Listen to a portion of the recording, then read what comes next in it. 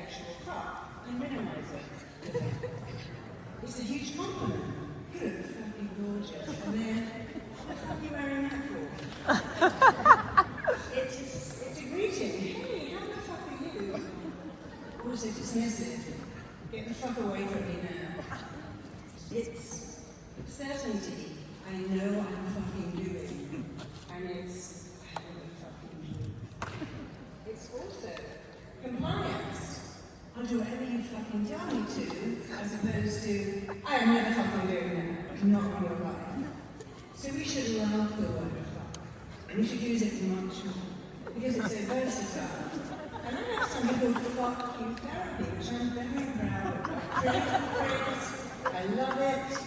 It changes my clients' lives. About 7 years ago, in Penny Client's title, very close to royalty, and deeply depressed. And she told me her story. My mother killed herself when I was 11, and after that I was so good. I never kicked off with my dad, was so sad. And now I've married this person, I'm so sad. And I'm clinically depressed, and the drugs don't work. Didn't want to have sex with my husband, I'm having so much sex with you know what? I didn't care anymore. How is that helpful?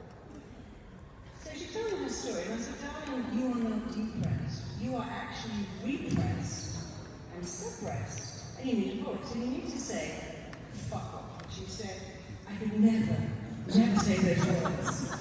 I did an hypnosis, you didn't say anything I want you to say, fuck off, it will free you. So she very tentatively went, fuck off, and she went, I say, that was marvellous. May I say it? She went, fuck off, fuck you, get out of my house. And she's like, marvellous. I said, what are you doing? 9 times by repetition, it will empower you. Because all we need in our life is freedom and empowerment. So she left. She wrote to me, I didn't really like you. You made me say those awful words, but I do like you now. I haven't been depressed for weeks, months.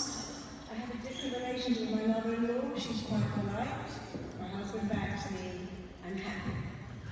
2 years later, she called me and she said, you'll never believe what happened to me.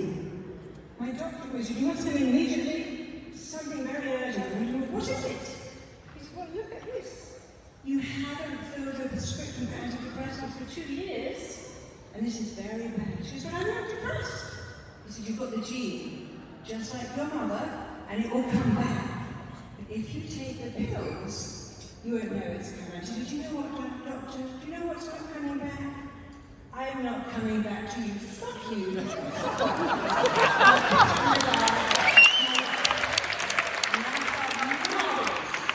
Because you're right, I have freedom and empowerment. I have a new doctor who said I never have to run antidepressants. So imagine out the word fuck you. Fuck off to a doctor who's been medicated her entire life. Changed her. She's very happy. So George is going to teach you the shut the fuck up method. I'm a massive fan. But first I'm going to watch a quick video, and then you're going to give a massive round of applause to George. He's talented. I've got a gorgeous George. We love him. And he's going to say, shut the fuck up way more, because it's empowering, liberating, and freeing. Please watch this video.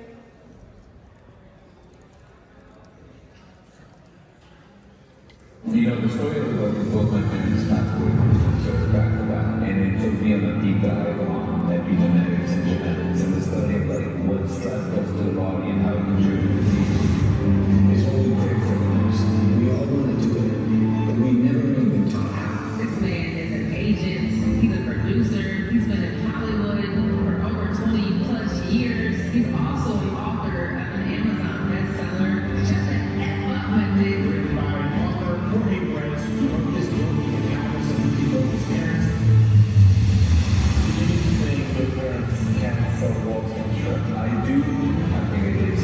We keep lowering our immune system because we're constantly talking about issues, and eventually, you know, the body like slips you the bill. How do you feel something great when your parents have cancer?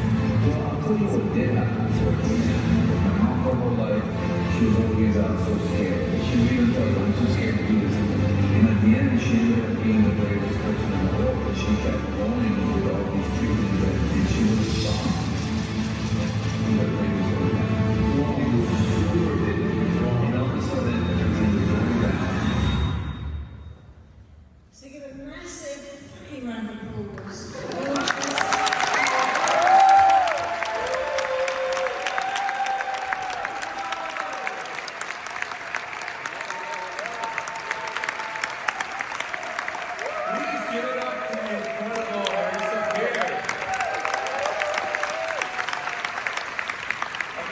have to say anything anymore. Thank you.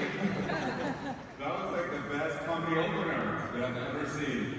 I am so excited to be with you today, the day of love, right? And what a privilege it is. And I have a very simple and powerful invitation for you. And I'm not attached to it, but I have so much passion about it, which is that we stop leaving money on the table when it comes to the quality of our lives because of the way we talk. The way we talk about the world, the way we talk about our friends, and especially the way that we talk about ourselves. And before I start, I do want to bring up an incredible singer, Cecilia, and we're going to lead everyone into a beautiful coherence meditation. Is that cool? Yeah! You're in for a real treat. Woo-hoo!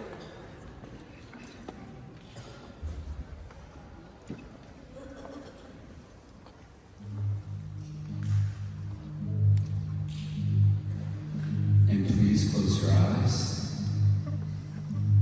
Sit up. And let's take 3 deep breaths. In through your nose and out through your mouth.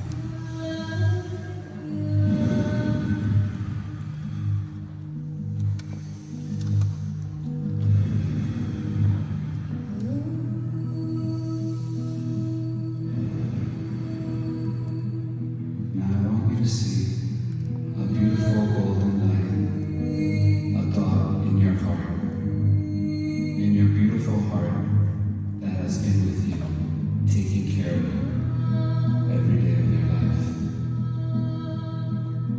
Now feel the warmth of this beautiful dot, this light, and feel it growing inside your heart, into every single space in your heart. Now feel this golden light exiting your heart and going into every single organ, every single body part, your lungs, your throat, your eyes.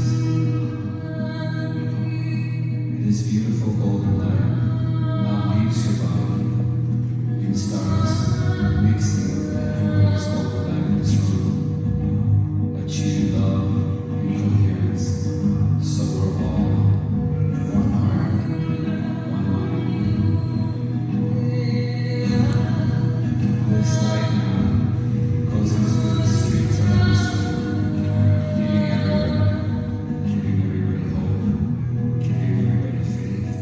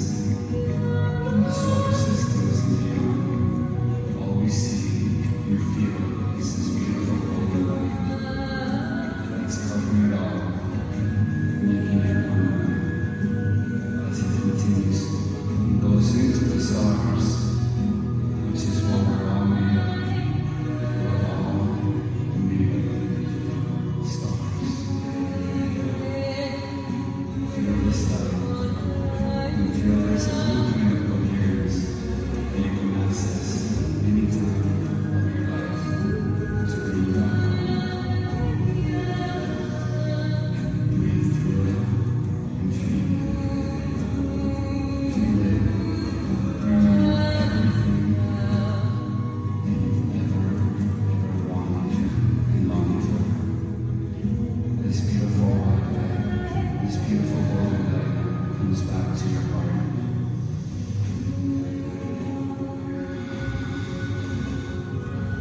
Bringing so much love into your heart.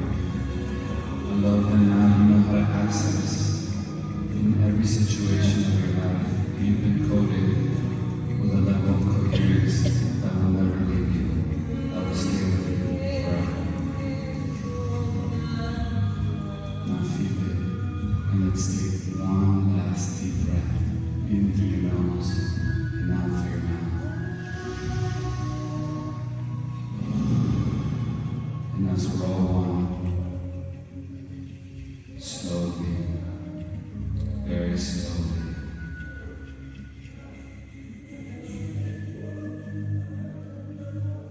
open your eyes.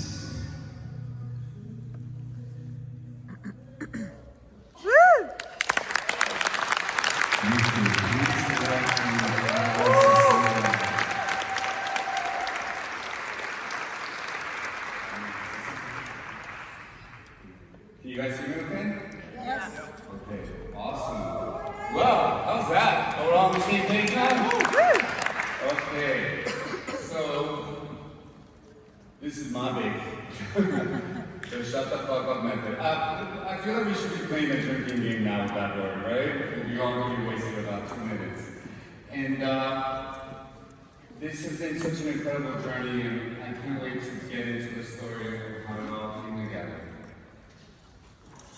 Okay, a little bit of who I am. I have been a Hollywood agent for the past 20 years. Don't judge me. And it's been an amazing ride. And I've had the honor and privilege to, work in deals with people like Brad Pitt and Gwyneth Paltrow and Jennifer Aniston. And they all definitely taught me how to shut the fuck up. That's how it all started. I've also attended about 18 retreats with Dr. Joe Dispenza. Do you guys know who Dr. Joe Dispenza is? He's the most incredible mentor I've ever had. I do some corporate speaking, and I've been in the personal development industry for about 20 years. And most importantly, I'm a very, very proud son. So here's my why. Both my parents did pass away from cancer, and I'll tell you a little bit about that story.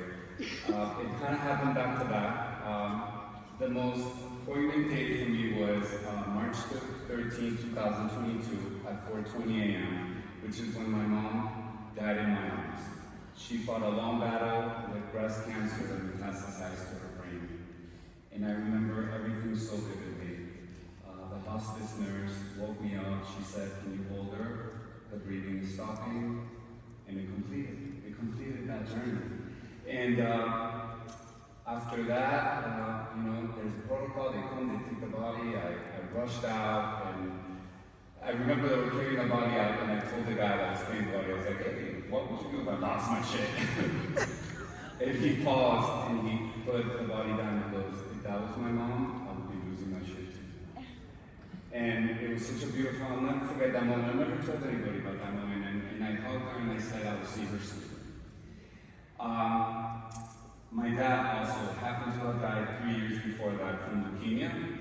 I was his stem cell donor, but the stem cells didn't work because the chemo had deteriorated the body too much. When both of your parents have cancer back to back, a couple of interesting things start to happen. One of them is that people become really, really nice. Super nice, I like that part. The other one is that everyone starts treating you like you're genetically screwed. And people will be like, "Wow, so both of them, like cancer, what are you gonna do?" And I was like, "I don't know." And that's when I got into epigenetics, which is a study of what stress does to the body. And I really got intrigued and obsessed with genetics. And what I found out was just incredible, right? What I found out was that genetic predispositions are like Christmas lights. You can have Christmas lights in your house, but if you don't light them, nothing happens. So what lights are genetic predispositions? Being in a constant state of fight or flight stress. Studies are now showing that people are living 70% of their lives in fight or flight stress. And that's just not sustainable for the human body. That's how we're starting to see the epidemic of neurological diseases, and obviously also cancer. I got really into the work. I started studying with great masters like Dr. Joe. And this is when I had an epiphany, and I believe that I found a glitch in the system.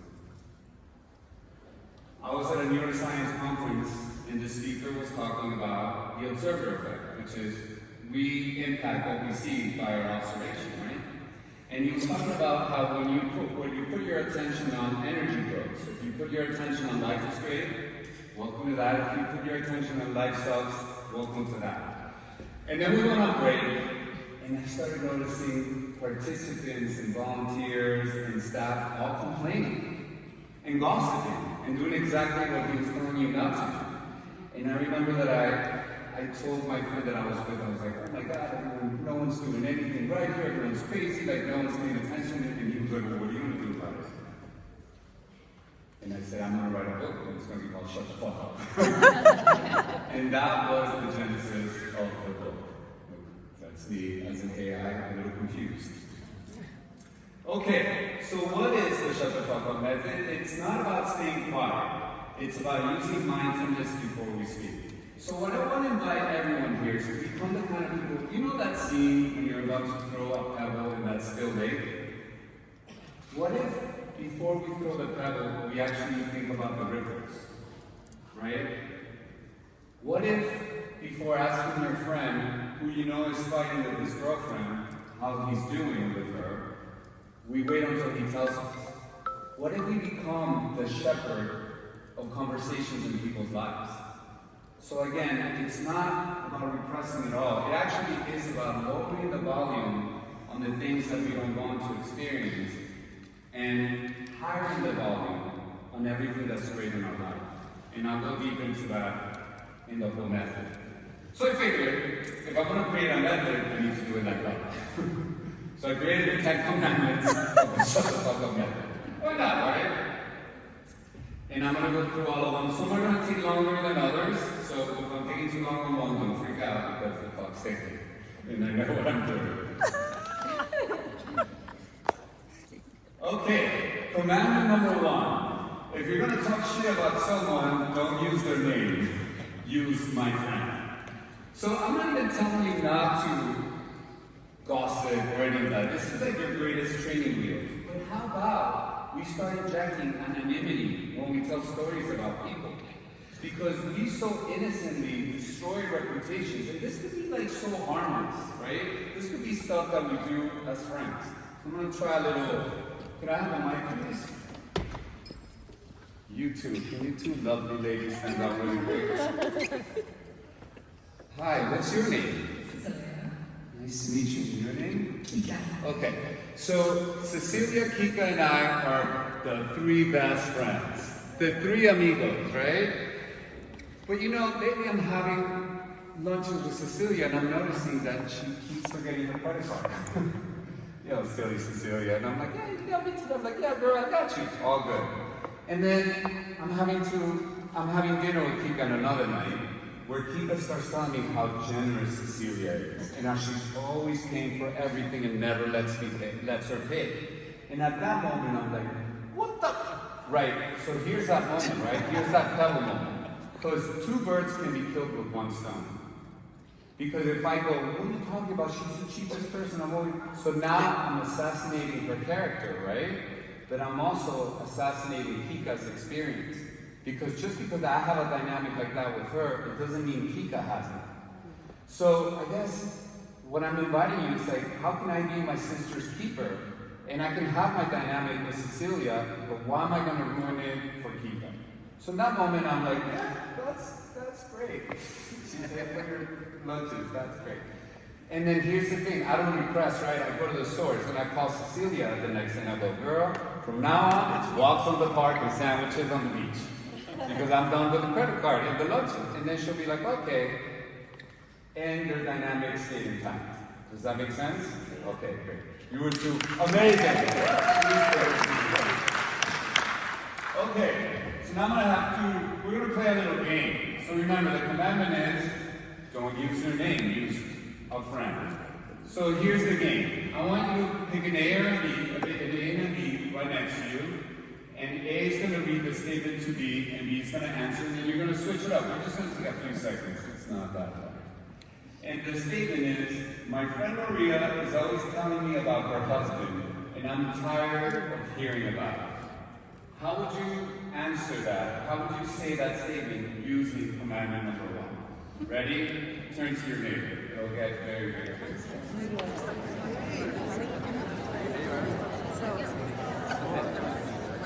So you are Maria? No. My friend is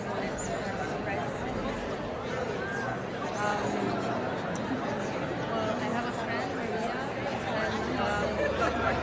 I do feel that she has a problem with Maria. I feel that Okay. Okay, anybody want to take a crack at the statement? It's a tough one, huh? I need to turn. You know, I see a lovely woman in the orange that is dying to answer. Oh, she wants, okay. Great. Very, very hard about this one. It took Just a minute. My friend is always telling me about her husband. I'm tired of hearing about it. Mind blown, can I have a round of applause? The day of love and brains today. Okay. Commandment number 2. I hear you. You will not engage in gossip except to say, I hear you. Wow. Really? Unbelievable. Or interesting. So, in other words, what language can we use that's deflective, right? But also allows you to hear that person. Because I do believe listening to people is the most beautiful act of kindness that one can do. So now, let's take a crack at the game as well. Pick an A and a B, and you're going to answer using the commandment. And the statement is, did you see how Carlos looked the other night? He looked like a clown, right? All right, turn to the person next to you and tell me how this is.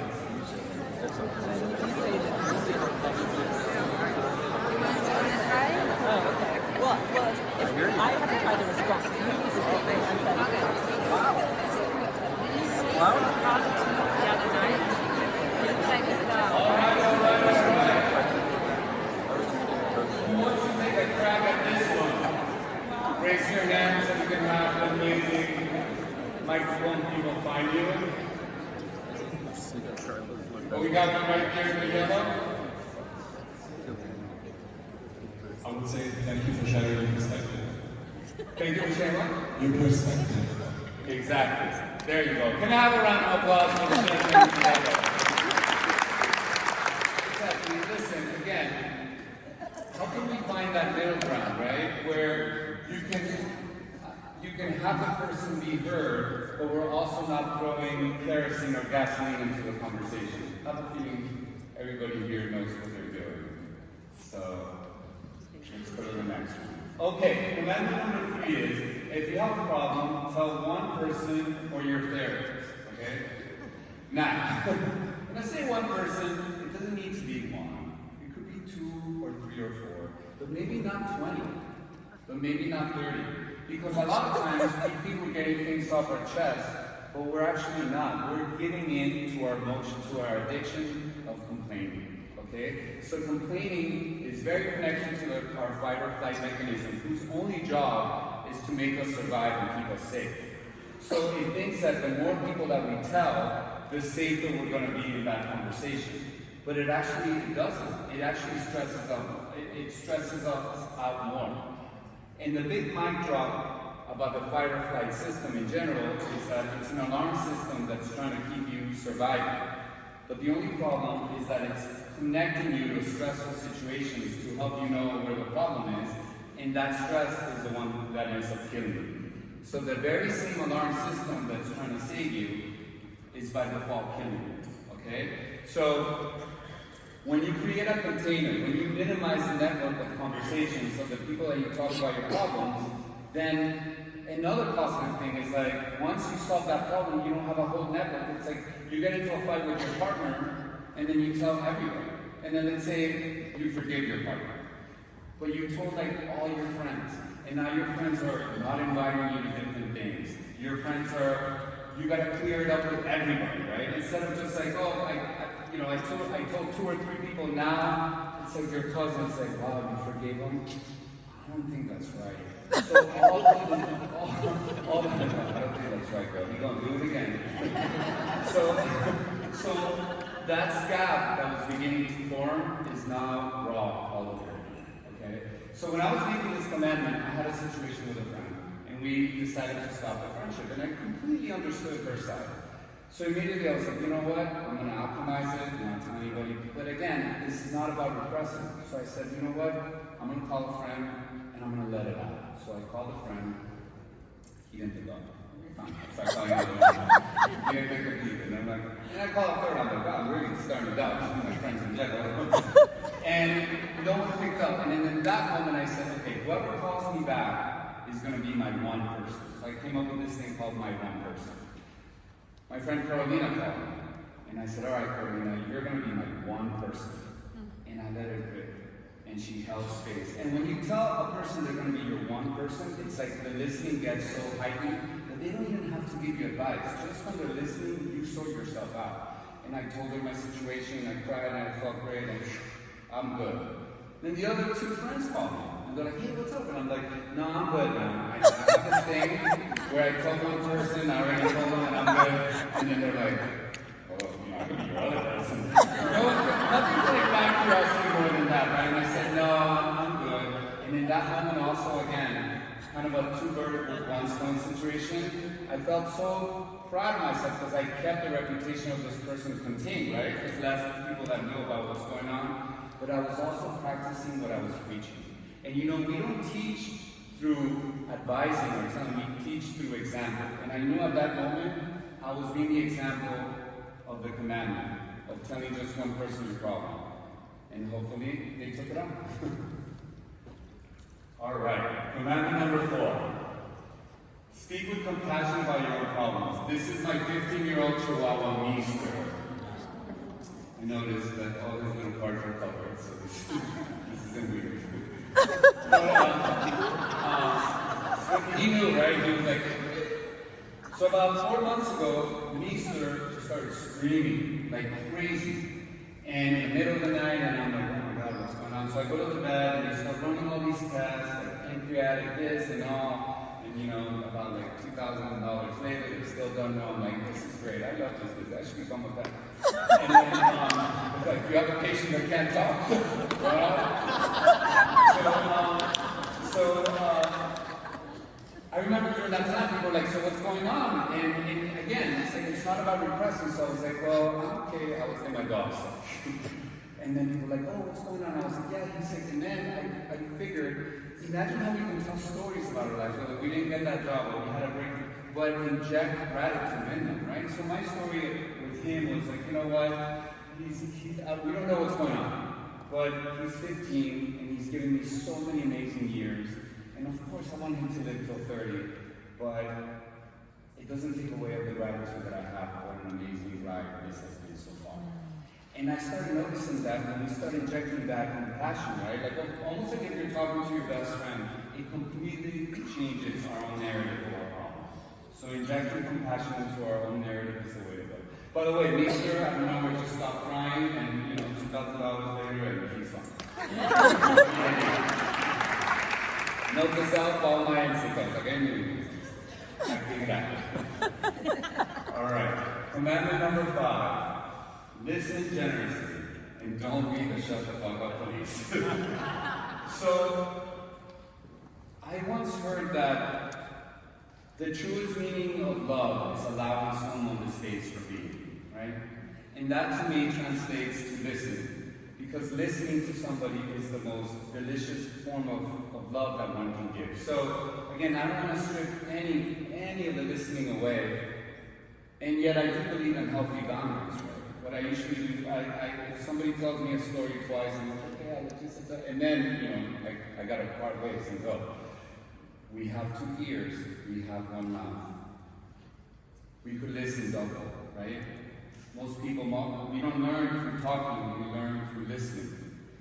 And listening generously is just about the greatest kindest act that we can do to anyone. Commandment number 6, trust the process of your life. So, I want to tell you something right now. There's no one in the world that I would rather be with than with you guys right now. And you know why? Because I am with you guys right now. Anything other than this would be insane. So, trusting the process of our lives is knowing that every single step of the way, every single mistake, everything that you've done right has led you to this moment. And who doesn't want to be on Mindvalley right now? I mean, who wants to be? You know what I mean. God, think about life that way, right? Because the mind will say, no, had you taken that job, had he said yes, she said no. But no, all that is science fiction. This is it. This moment is it. This moment, your life is like this incredible recipe that's made up from all these ingredients, right? Every heartache, every bad decision, every great decision, every mistake, every done right has been made into this recipe with all your ingredients. So the question is, would you risk this dish by changing one of the ingredients? No. This is the most perfect recipe, and it's called you, and it's called your life.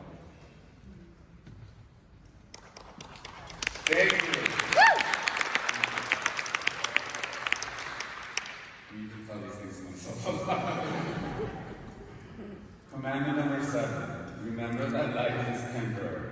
You know, in the book I talk like most of us, we walk around like somebody's gonna be like, hey, Rolla, aren't you like 120 years old? Like, shh, don't tell anyone. We need to have a healthy relationship with our mortality, okay? And that doesn't mean that we're like, you know, looking for funeral homes. That just means that I believe that the point in which we truly embrace life is when we know that we're just passing by. In fact, I had a friend that died of cancer, you know, days before she died, she told me that no one will ever live until they truly know that they're gonna die.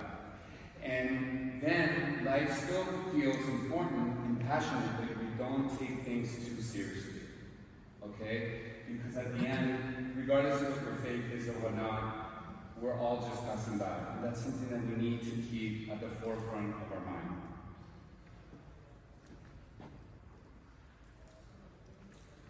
Commandment number 8. Remember that millions of people would love to be in your shoes. Sometimes I say feel to be in your shoes. Because look at us all right now, right?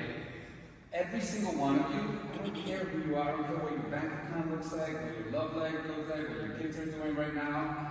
Millions of people would kill to be in our shoes. And I think that that's what, if you ask me, the biggest epidemic that we all are suffering from is that we are moment discriminators. The moment is never good enough. The moment needs 3 more zeros in the bank account, a partner that's neither, a mother-in-law that's less this or more that, a kid. And at the end of the day, it's like, this is it. You know? A truck may come tomorrow and party's over. I just moved to Miami from LA a few months ago, and I used to do a lot of work with the homeless. And I used to love getting this kind of service for so many reasons, right? One of the things, like immediately when I would go there, it would just yank me out of any problem that I had in my mind, right? It would give me so much perspective about life. But then as I would serve, I would start really getting into the practice of it and think like, wow, if I start looking at these people and thinking like, oh my God, this is the worst thing that could ever happen to you, like look at the city's not taking care of you, then I'm doing a disservice to me and I'm doing a disservice to them. But I started noticing that as I was looking at them and I was saying, wow, I don't know why you're going through this situation right now. I'll never really know. We don't have any data about maybe predetermined lives, maybe karma, whatever it is. But the point is like, right now, that person is allowing me to be the best version of myself, which is to be of service. So let me ask you a question. If somebody came into the room and asked all of us a question, right? Would you rather help or would you rather be helped? Raise your hand if you would rather help. Okay. And now raise your hand if you would rather be helped. Some selfish ones over there. Make another. Well, we won't point fingers, but about 98.9% of us would want to help. But here's the problem. If we all want to help, then none of us will do that thing that we love to do, which is to help, to be of service. So in many ways, we need the people that want to be helped in order for us to fulfill our greatest plan, which is to help. The other thing that I would think about is like, man, here I am, like, you know, worrying about boats and cars and all these materialistic things, and for all I know, this homeless guy might be ready to go into nirvana, and this was his last stage, and there are a lot more involved than I am. So these are just things that I think being of service is just the most impactful, most powerful thing that we can do. And that's what this whole, the Shut the Fuck Up method is really just a toolbox. It's really just a toolbox that's holding space for all these different tools that you need in your life, right? And just like if you're fixing a problem in your house, right? You have a house, and sometimes you have a roof that's leaking, sometimes the floor, the pipes, and then you need different tools for each thing, right? You need a screwdriver, you need a hammer, you need a wrench, and life will call the tool that you need to be used at that time, right? Sometimes the tool is empathy, sometimes the tool is compassion, sometimes the tool is love, and sometimes it's just acceptance. And they're all kind of mixed in with each other. They have the same flavor, and yet they have their own difference. Commandment number 9. You are not a reporter, you are a creator. I love this, except if you're a real reporter, my friends, and it turns out you are. So I love this one. Has anybody here ever taken the Landmark Forum? Do you guys know what Landmark is? So Landmark was a great personal development program that I did, and they had this term, which I quote in the book. It's called, most of us live by world word, right? So we see something in the world and we describe it, right? So the invitation is, how can we now become word? Meaning we see something, meaning we speak into existence what we want to see, right? Because again, this method is not about repressing. It's about being intentional with what we say. You know, it's like, if you have $5 in your bank account, right? I'm not saying for you to go around saying, I'm rich! But guess what? You don't have to call your friends and tell them that you're broke either. Okay, so somebody could be like, hey Carrie, how's it going with the money situation? You know, it's unfolding. Really good. How much money's in the bank account? You know, life's never failed me before. I don't think it's going to do that now. Statistically, it doesn't make sense. Yeah, but how could, well, what are you talking about? Shut the fuck up. I trust my life, and I trust the unfolding. And that's what this is about. You know, what starts to happen after a while, to really become intimate with the method, is that I get more excited now, not from getting what I want, but seeing who I am when I don't get what I want. Okay? When the telemarketer calls and I don't want to kill him. When I'm in traffic and I'm like, it's okay, you know? When things used to hit at a 10 and now hit at a 2. And again, I go deep more into things like meditation, things that really calm down and balance out our nervous system, which is super important as well. But these are very pragmatic tools that we can use in our everyday life for sure. Oh yeah, and this one, I also talk about how, like, you know, when you're a reporter, you're like, well, here I am in my shitty house, my shitty partner with like my crappy this and all that. And let's minimize that volume and start speaking things into existence, into how we want them to be. Finally, this is my last commandment and my favorite, which is remember to shut the fuck up before telling anybody else to shut the fuck up. So here's the thing, if you gotta tell anybody this, if you gotta tell anybody to shut up, then you're not doing the work. Because everybody's doing exactly what they're supposed to do. The baby cries, the dog barks, and your friend is gossiping. What are you doing? You know? Because if we really get into the state of empathy about it, everyone gets a pass. And what I mean by that is that everybody is made up from all their genetics and their environmental things and everything that they've gone through. So how can we possibly think that they have the tools to be any different? And once we start, again, it's like a muscle, once we start getting the habit of that, then we start fighting with reality. And again, not fighting with reality doesn't mean that you stay at a situation that you don't want to be in. It just means that you take the initiative to get out of it without fighting the situation being what it is. Okay?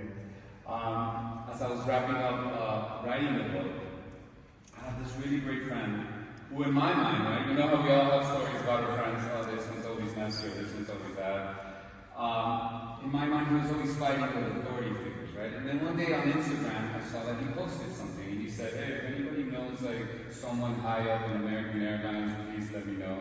And right away, I was like, "This guy kind of so you know, very innocently, I'm like, "Hey man, is everything okay?" And he's like, "Yeah, everything's fine." I'm like, "Oh yeah, I saw you posted this on Instagram." I'm like, "Do you want to grab coffee in the bar?" And he's like, "No, I'm really busy." I'm like, "Come on, I haven't seen you." Like in my mind, I had such an agenda, you know. So he agreed. And so now we're having coffee, and I'm like, "So hey, so then what happened?" And he starts to tell me the story, which is that he got into a conflict with a ticket agent at the airport.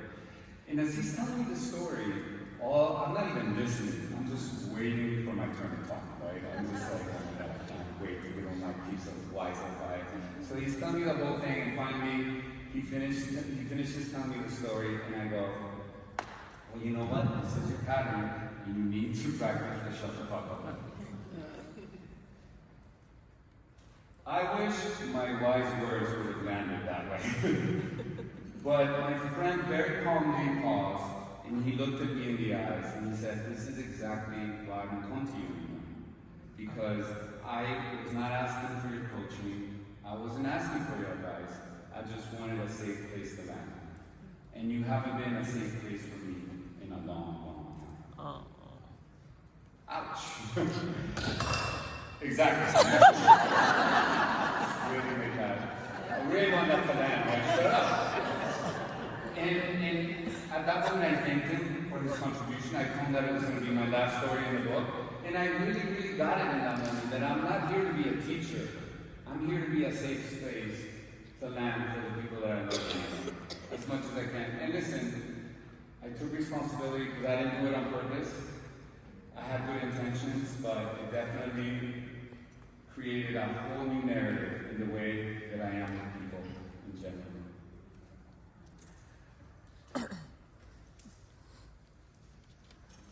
Imperfectly perfect.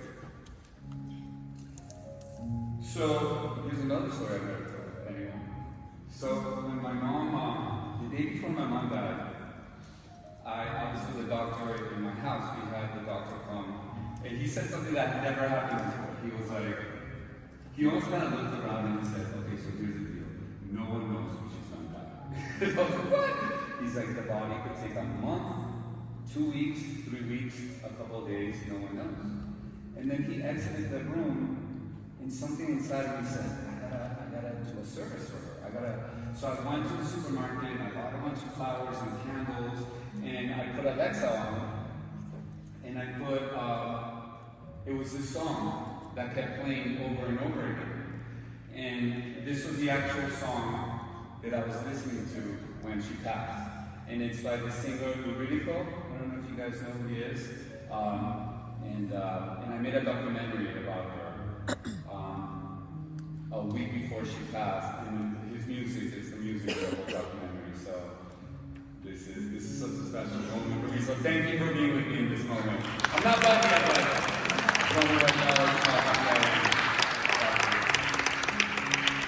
so this term, imperfectly perfect, beautifully haunted me. And it still haunts me, because I think that's what we all are. In fact, I made the final chapter of the book called Imperfectly Perfect. So what I would love for you to do, if you can, is to take out your phone and put on the camera backwards so it's like a mirror standing there. Can you guys do that for me? We're all doing it. And what I want to do is this.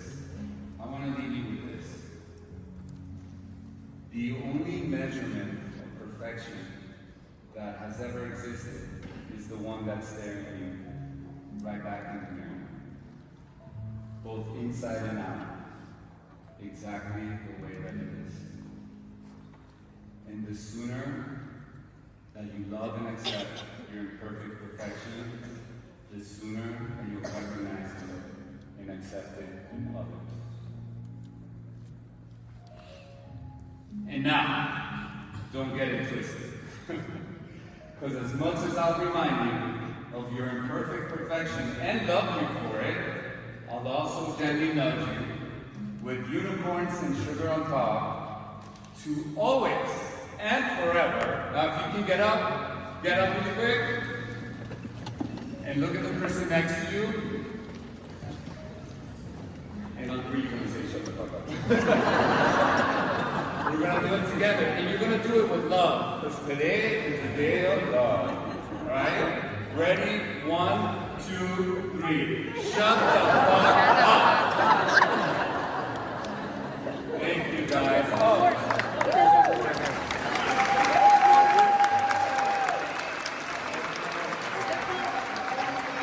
Okay, I just heard that it's not working, but that is my website and that is my Instagram. But here's another treat. Okay. The first 15 people that scan this, I'm going to give you a free book that I have for you right here. So it'll show up on my list, and you'll get to operate with the book. And the rest, you don't have to go to Amazon. You get all the goods. Thank you so much.